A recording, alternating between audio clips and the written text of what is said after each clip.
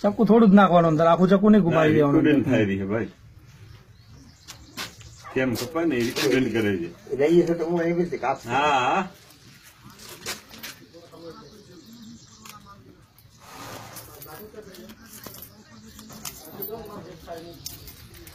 ક્યાંથી ચાકુ આગળ જો ઉપરથી આટલી જગ્યા હવે ને ચાકુ આપી. આ ધારી છે ને, જે ધારી આવી ઉભી આવે ને ધારી, ત્યાંથી ચક્કુ ઘુમાડવાનું.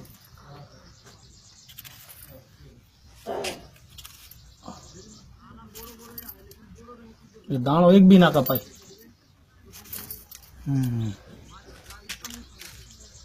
અડધો દાણા કાપી નાખે અમારે છોરા કાપે.